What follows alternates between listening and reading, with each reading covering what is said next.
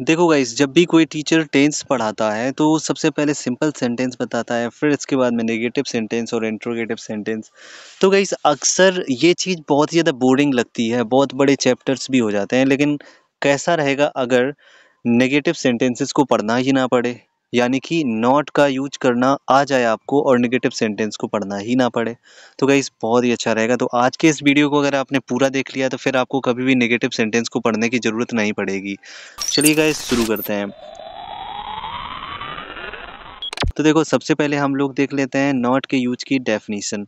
तो गाइस आप नॉट के यूज की डेफिनीशन देखिए। नॉट को हमेशा हेल्पिंग वर्ब या हेल्पिंग वर्ब के पहले पार्ट के तुरंत बाद लगाते हैं। अब देखिए यहाँ पे एग्जांपल के जरिए समझते हैं। यहाँ पे कुछ हेल्पिंग वर्ब्स आपको दिखाई दे रही होंगी। इज, एम, आर, वॉच, वर, है ना। इसके बाद में विल हैव, और इसके बाद में फिर has been, will have been, shall have been, और will have to, shall have to be, है ना। इस तरीके से ये हेल्पिंग वर्ब्स आपको दिखाई दे रही होंगी।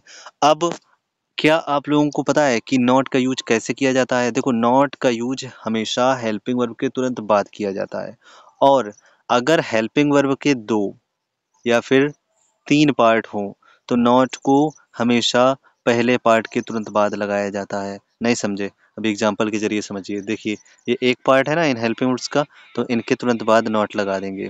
टेंस के अंदर भी ऐसे ही करना है। अब ये हेल्पिंग वर्ब जो दिखाई दे रही हैं आपको, इनके दो दो पार्ट हैं, यानी कि पहला बिल और दूसरा हैव, और दूसरे का हैज, और फिर इसके बाद है बीन।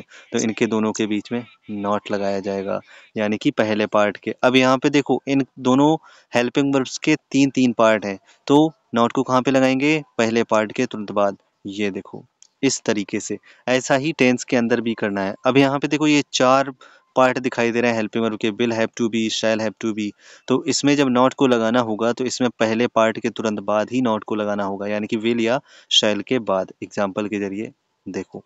तो गाइस ये रहा यहाँ पे किस तरह से हम लोग नॉट का यूज करते हैं।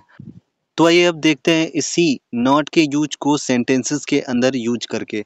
तो अभी आप लोग देख सकते हैं यहाँ पे सभी सिंपल सेंटेंस लिखे हुए हैं। मैं घर जा रहा हूँ, वह क्रिकेट खेल रहा था, अमित गाना गा रहा होगा, उसने खाना बनाया होगा। इसी तरीके से कुल मिलाकर 7 सेंटेंस दिए हुए हैं और उनका इंग्लिश भी बना हुआ है। अब मान लीजिए यही सेंटेंस नेगेटिव होते, और नेगेटिव सेंटेंस को कैसे बनाया जाएगा, यानी कि इनमें नॉट कहाँ कहाँ पे लगाया जाएगा। अगर आप ये सीख गए तो आपको कभी प्रॉब्लम नहीं होगी। देखो फिर से याद करो, मैंने आप लोगों को एक डेफिनेशन बताई थी कि नॉट को हमेशा हेल्पिंग वर्ब या हेल्पिंग वर्ब के पहले पार्ट के तुरंत बाद लगाते हैं। तो इन टेंसेस में हेल्पिंग वर्ब है, पहले में एम, दूसरे में वॉच, तीसरे में विल बी, चौथे में विल हैव, पांचवें में विल हैव टू, और छठवें में शैल हैव टू। और इसके बाद में इस टेंस में ये जो 7th नंबर आपको दिखाई दे रहा है, इसमें हेल्पिंग वर्ब लगती नहीं है क्योंकि ये इम्परेटिव सेंटेंस है। ठीक है ना। अब इन्हीं सेंटेंस में हम लोग नहीं को लगाते हैं और नेगेटिव बनाते हैं। तो पहले में जब हमने नहीं लगाया तो सिर्फ हेल्पिंग वर्ब जो एम है इसके बाद नॉट लगा दीजिए। ये देखो इसी तरीके से दूसरे में हम नहीं लगाएंगे और इसमें जो हेल्पिंग वर्ब वॉच है, वॉच के तुरंत बाद नॉट लगा दो। ये देखो इस तरीके से आपको हर टेंस में करना होगा, हेल्पिंग वर्ब के तुरंत बाद, या फिर अगर हेल्पिंग वर्ब के 2 या 3 या 4 पार्ट दिए हुए हैं तो पहले पार्ट के तुरंत बाद। इस वाले में देखो तीसरे में यहाँ पे हमने नहीं लगाया, इसमें जो विल और बी ये हेल्पिंग वर्ब है और इसके बीच में हमने नॉट लगा दिया, यानी कि पहले पार्ट के तुरंत बाद लगा दिया। इस चौथे टेंस में हेल्पिंग वर्ब है विल हैव, और नॉट अगर इसमें हमें लगाना पड़े, यानी कि ये अगर नेगेटिव सेंटेंस हो तो नॉट को हम पहले पार्ट के तुरंत बाद लगाएंगे। अगला, तुम्हें कानपुर जाना पड़ेगा। ये एक सिंपल सेंटेंस है, इसी को हमने कर दिया तुम्हें कानपुर नहीं जाना पड़ेगा। अब इसमें जो हेल्पिंग वर्ब है वो है विल हैव टू, तो इसमें जब नॉट लगाएंगे तो पहले पार्ट के तुरंत बाद लगाएंगे, यानी कि यहाँ पे नॉट लगाया जाएगा। तो वही 6th नंबर में आप खुद ही समझ जाइएगा। ठीक है, इसमें हमने नहीं लगाया। अब गेस करो कहाँ पे लगाएंगे? तो पहले पार्ट यानी कि शैल के तुरंत बाद। अब ये इम्परेटिव सेंटेंस है, इम्परेटिव सेंटेंस में भी नॉट लगाने के लिए आपको हेल्पिंग वर्ब लगानी पड़ती है, जैसे कि आप अभी देख ही रहे होंगे।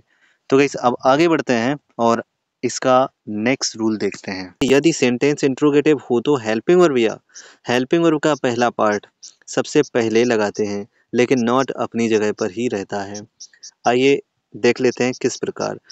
यहाँ पे आप देख रहे होंगे कि 3 सेंटेंस लिखे हुए हैं और जो 3 सेंटेंस हैं इनमें से तीनों सेंटेंस में आप देख सकते हैं कि बाकायदे नॉट लगा हुआ है। लेकिन मान के चलो यही सेंटेंस अगर इंट्रोगेटिव होता तब क्या करते? जैसे कि अभी आप देख रहे हैं हमने इन तीनों टेंस में क्या लगा दिया है।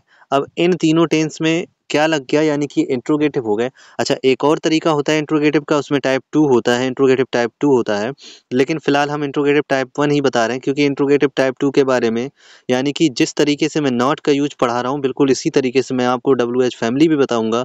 उसमें आपको किसी भी इंट्रोगेटिव सेंटेंस को आगे से पढ़ने की जरूरत नहीं पड़ेगी क्योंकि इंट्रोगेटिव सेंटेंस आपके उस यूज में कंप्लीट हो जाएंगे।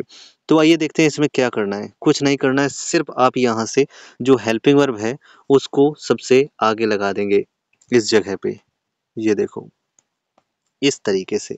ओके, इस सेंटेंस में भी यही करेंगे। जो वॉज है वो आपका हेल्पिंग वर्ब है, उसको आप सबसे पहले लगा देंगे इस तरीके से। अभी आप समझ गए होंगे। इसमें जो हेल्पिंग वर्ब दी हुई है वो है शैल और हैव और वो भी टू।